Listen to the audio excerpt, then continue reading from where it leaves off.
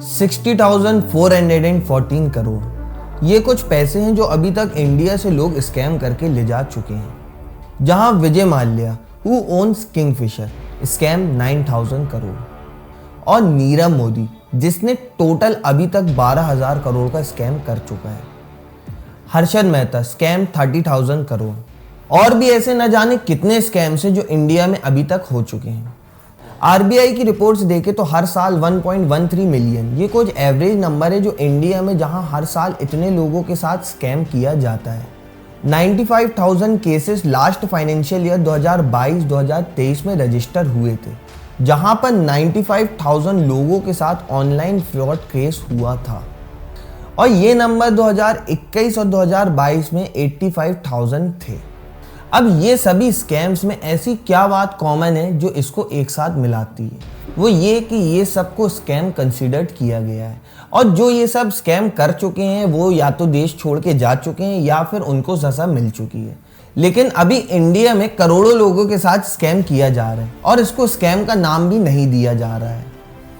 और तो और ये इंडिया में लीगली चल रहा है और जो स्कैम कर रहा है मतलब जो ये स्कैम को रन कर रहा है उसको सज़ा भी नहीं मिल रही है। इसके साथ साथ गवर्नमेंट उल्टा इन सभी स्कैम्स को सपोर्ट कर रही है और आज भी इंडिया के 35% पॉपुलेशन से ज़्यादा लोग इस स्कैम में फंसे हुए हैं। जी हाँ, मैं यहाँ पे बात कर रहा हूँ फैंटेसी ऐप स्कैम्स की।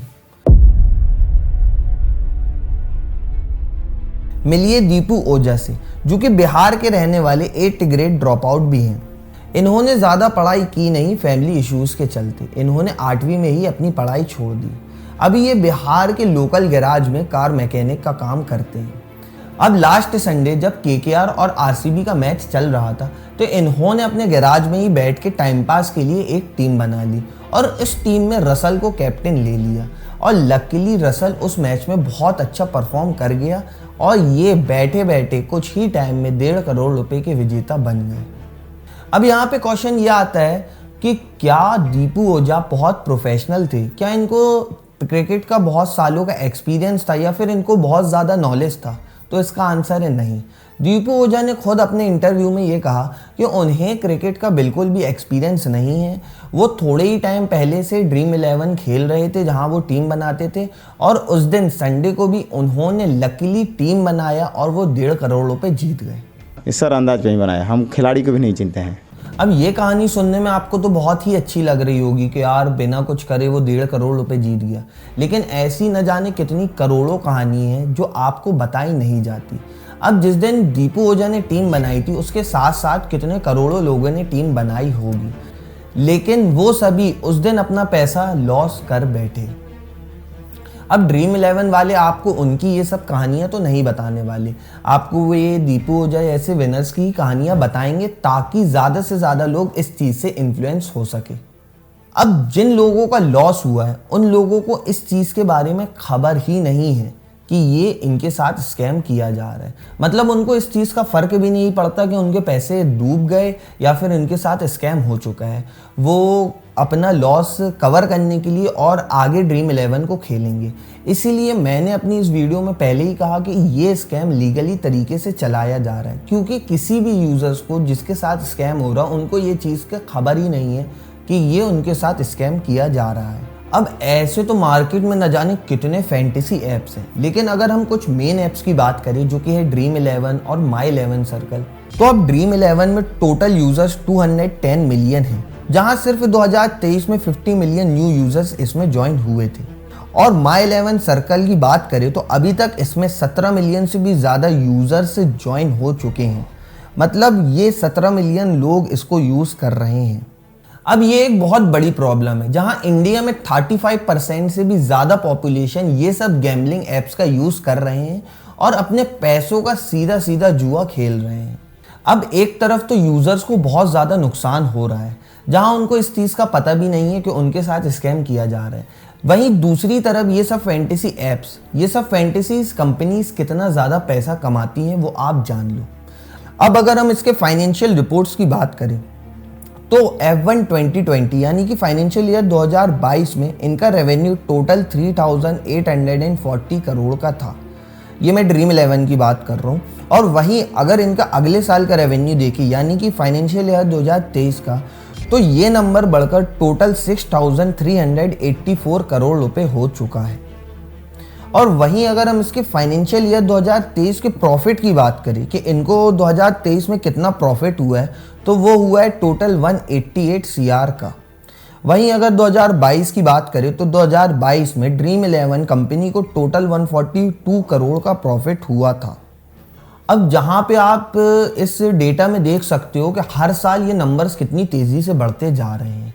अब आप ये सोचोगे कि ये नंबर्स क्यों इतनी तेज़ी से बढ़ रहे हैं। अब अगर हम पास्ट की बात करें, अगर हम सिर्फ पर्टिकुलरली ड्रीम 11 की बात करें, तो ड्रीम 11 तो 2008 से चालू हुआ है, लेकिन अभी ही इतने ज़्यादा यूज़र्स इसमें क्यों जुड़ रहे हैं। अब यहाँ पे एक बड़ा क्वेश्चन ये भी आ जाता है, तो अब ड्रीम 11 के बढ़ने का या फिर इन इतने सारे फैंटेसी ऐप्स के इतना ज़्यादा हाइप होने का, इतना ज़्यादा यूज़र्स को अट्रैक्ट करने का रीज़न्स हैं ये सो कॉल्ड सेलिब्रिटीज़, जहाँ ये करोड़ों रुपए लेकर ये ऐप्स के प्रमोशन करते हैं।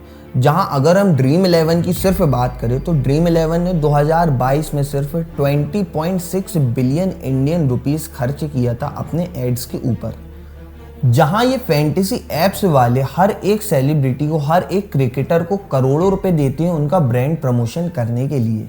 जहां विराट कोहली, हार्दिक पांड्या, रोहित शर्मा, सौरव गांगुली और न जाने ऐसे कितने क्रिकेटर्स हैं जो करोड़ों रुपए लेकर इन सभी फैंटेसी ऐप्स का प्रमोशन करते रहते हैं।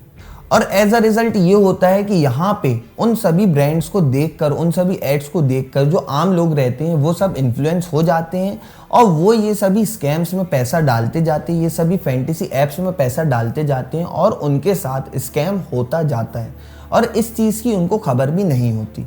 अब मुझे आप सब एक छोटी सी बात बताओ, जहां ये सब सो कॉल्ड सेलिब्रिटीज अपने एड्स में ये बोलते हैं कि आप अपने नॉलेज से, अपने एक्सपीरियंस से, अपने दिमाग से टीम बनाकर ड्रीम 11 में, माई 11 सर्कल में या फिर कोई भी फैंटेसी ऐप्स में करोड़ों रुपए जीत सकते हो, तो ये चीज़ वो खुद ही क्यों नहीं कर लेते। अब आप खुद सोचो कि अगर कोई भी टीम बताना है तो आम आदमी से ज़्यादा एक्सपीरियंस किसको हो सकता है? वो क्रिकेटर को जो उस टाइम उस पिच में खेल रहा हो या फिर उस टाइम फॉर्म पे हो, या फिर उन सभी क्रिकेटर्स को जो पास्ट में खेल चुके हैं, जो रिटायर्ड हो चुके हैं। अब आप खुद सोचो कि आम आदमी के मुकाबले उन सभी लोगों को कितना एक्सपीरियंस होगा, कितना नॉलेज होगा। अगर ऐसा सच में होता कि लोग अपने दिमाग से, अपने एक्सपीरियंस से, नॉलेज से टीम बनाकर पैसा कमाते, तो ये सभी क्रिकेटर्स लोग ये चीज़ क्यों नहीं कर लेते। तो कहने का मतलब बस ये है कि it's a pure luck game. मतलब ये सिर्फ एक लक है जहाँ पे आप अपने पैसे लगा के करोड़पति बन सकते हो, लेकिन ये भी एक मिथ है। जहाँ पे करोड़ों लोग compete करते हैं, उसमें से एक आध लोग जीतता है और बाकी के जितने लोग हैं वो सभी अपने पैसे डुबा देते हैं। तो एज अ रिज़ल्ट यही आता है कि उसको जो जीता है उसको 10 करोड़ में से 1 करोड़ दे दिए, बाकी के 9 करोड़ तो इन्हीं के हुए और जो करोड़ों लोगों के पैसे नुकसान में गए हैं उसका कोई भी रिजल्ट नहीं रहता, उनकी कोई भी स्टोरी नहीं होती। अब आप खुद सोचो ये कि कितनी सोचने वाली बात है कि जहाँ पे अगर ये नॉलेज की बात कर रहे हैं तो ये नॉलेज से खुद क्यों नहीं टीम बना लेते। जहाँ पे लक आता है वहाँ पे समझ लो लोग गैम्बलिंग खेलना स्टार्ट कर देते हैं। अब ये ड्रीम 11 कहता है टीम बनाओ, माई 11 सर्कल कहता है टीम बनाओ, और जूपी जैसे फैंटेसी ऐप्स कहते हैं लूडो खेलो, या फिर वन बैट जैसे फैंटेसी ऐप्स कहते हैं फुटबॉल में टीम बनाओ, और भी ऐसे न जाने कितने ऐप्स हैं जो आपको लूडो खिलवाते हैं, जो आपको सांप सीढ़ी खिलवाते हैं या फिर टीम बनाने बोलते हैं। ये सभी ऐप्स का एक ही बिजनेस मॉडल है कि ये सभी लोग आपको दूसरी तरीके से डाइवर्ट करके अपने पैसे निकाल रहे हैं। मतलब आपको कोई ना कोई चीज़ दिखाकर, कोई ना कोई लालच देकर अपनी जेबें भर रहे हैं। अब आप मान लो कि अगर मैं आपसे डायरेक्ट बोलूँगा कि लाओ मुझे 1 लाख रुपए दो, तो आप दोगे? आप तो यही सोचोगे ना कि क्यों चाहिए। और वही 1 लाख रुपए मैं आपसे घुमा फिरा के मांगूँ कि आप पहले ये गेम खेलो, अगर आप नहीं जीत पाए तो आप मुझे 1 लाख रुपए दोगे, या फिर आप जीत गए तो आप तो 2 लाख मिलेंगे, तो आप ऐसी कंडीशन में मुझे 1 लाख देने तैयार हो जाओगे, क्योंकि मैंने वही सेम बात घुमा के कही है। इसीलिए इन सब फैंटेसी ऐप्स वालों का भी यही बिजनेस मॉडल रहता है कि वो आपसे डायरेक्ट पैसे नहीं मांगेंगे, वो आपको ये सब चीज़ों में उलझाएंगे कि आप टीम बनाओ, आप गेम्स खेलो, और उसके बाद जो भी आपको लॉसेस रहेगा, जो भी आपके साथ स्कैम होगा, वो सभी इनके पास पैसे पहुंच जाएंगे। अब जब ये सब स्कैम हो रहा है, जब मैं ये सब आपको अवेयर कर रहा हूँ, तो यहाँ पे गवर्नमेंट का क्या रोल है? मतलब गवर्नमेंट को ये सब पता होने के बाद भी वो कुछ नहीं कर रहे हैं, या फिर गवर्नमेंट जो स्कैम ये सब कर रहे हैं उनको सज़ा क्यों नहीं दे रही, या फिर ये सभी ऐप्स को बैन क्यों नहीं लगा दे रही? अब खुलेआम जब सबका काटा जा रहा है तो गवर्नमेंट क्या सो रही है? तो इसका भी कई बड़ा रीज़न है। अब ये आर्टिकल पढ़ो, जहाँ कोई भी यूज़र्स को 10,000 रुपये के ऊपर जीतने पर या 10,000 रुपये लगाने पर section 194 BA income tax act के तहत उसको गवर्नमेंट को 30% टैक्स देना होगा। यानी 10,000 रुपये में से 3,000 रुपये गवर्नमेंट के पास जाएगा। अब ये सभी टैक्स गवर्नमेंट यूजर्स से लेती है, जो लोग पैसा लगाते हैं ये सभी टैक्स गवर्नमेंट को उनको देना पड़ता है। अब ये चीज़ वो हारे चाहे जीते, गवर्नमेंट के पास उसका टैक्स पहुंच ही जाएगा। और इसके अलावा जो ये सब फैंटेसी ऐप्स रहते हैं उनसे भी गवर्नमेंट 30% का टैक्स लेती है। मतलब हर साल गवर्नमेंट इनके प्रॉफिट से 30% प्रॉफिट अपने में ले लेती है एज अ टैक्स। तो अब आप खुद सोचो कि जब 30% टैक्स गवर्नमेंट के पास जा रहा है तो ऐसे में क्या गवर्नमेंट कुछ बोलेगी? गवर्नमेंट को तो बैठे बिठाए टैक्स के नाम पे इनसे ये सब चीज़ों से प्रॉफिट हो रहा है, इसलिए गवर्नमेंट भी इस सब चीज़ों के ऊपर चुप है और गवर्नमेंट आगे कुछ भी नहीं बात कर रही। अब आप ये साइकिल समझो, सबसे पहले आते हैं ऐप्स।